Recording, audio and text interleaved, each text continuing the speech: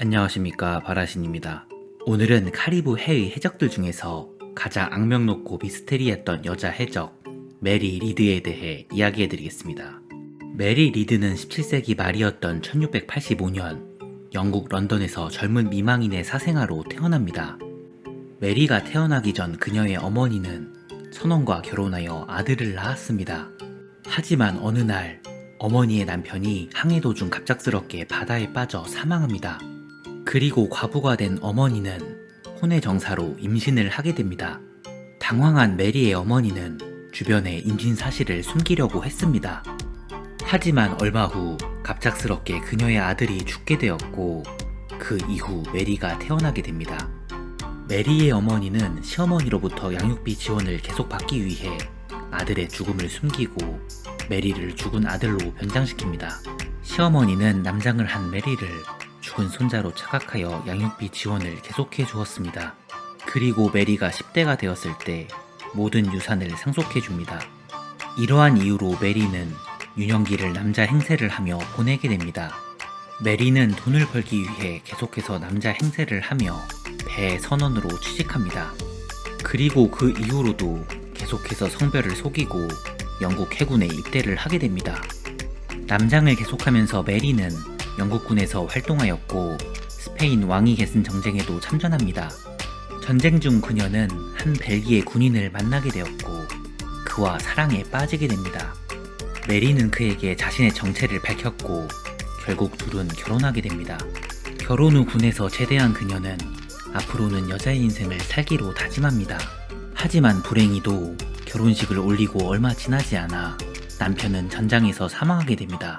슬픔에 빠진 메리는 다시 남자로 변장을 하고 네덜란드 군에 입대하여 군 생활을 다시 시작합니다. 하지만 메리는 매번 군에서 승진의 기회를 잡지 못했고 결국 군 생활에 회의감을 느끼게 됩니다. 결국 그녀는 군에서 나와 새로운 인생을 시작하기 위해 카리브 해의 서인도 제도로 향하는 배를 타게 됩니다.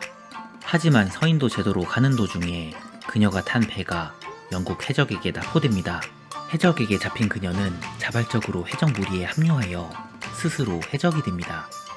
해적으로서의 그녀의 인생이 처음 시작된 것이었습니다. 하지만 곧 그녀가 탄 해적선은 체포되었고 배의 선원들은 사형당할 위기에 처하게 됩니다. 다행히도 운이 좋게 1718년 당시 왕이 내린 사명령 덕분에 목숨을 구하게 되었고 그녀는 다시 육지로 돌아옵니다. 하지만 그녀는 바다에 대한 갈증을 이기지 못하였고 또다시 배를 타기 위해 남장을 하고 해군에 입대하게 됩니다. 그러나 1719년 그녀는 선상반란을 일으켜 또다시 해적이 됩니다. 그녀는 해군보단 해적이 어울렸습니다. 그리고 1720년 칼리코 잭이라는 별명으로 유명한 영국인 존 레컴이 지휘하는 해적선을 만나 그들과 합류합니다. 메리는 군대에 있을 때와 마찬가지로 해적질을 하면서도 매우 용감했으며 남자들보다 먼저 선봉에 나가 싸웠습니다. 놀랍게도 여기까지 오면서 그녀는 계속 자신이 여자라는 것을 숨기고 남자 행세를 하였다고 합니다. 당시 그녀가 여자라고 의심하는 사람은 아무도 없었습니다.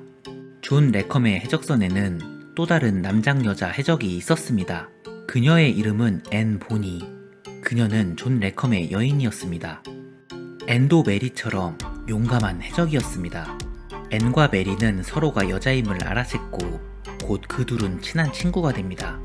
선장 존 레컴은 메리의 정체를 몰랐기 때문에 앤과 메리의 관계를 질투하게 됩니다.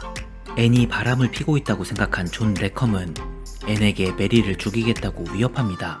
결국 어쩔 수 없이 존 레컴을 진정시키기 위해 앤은 메리의 비밀을 털어놓게 됩니다. 메리를 잘생긴 미소년으로 오해했던 선장 존 레컴은 오해를 풀고 메리가 여자라는 것을 비밀로 해주겠다고 약속합니다. 1720년 여름, 존 레컴과 메리 그리고 앤은 본격적으로 선원을 모아 해적 활동을 시작합니다. 이때 메리는 새로 들어온 선원 중 한 명과 사랑에 빠지게 됩니다.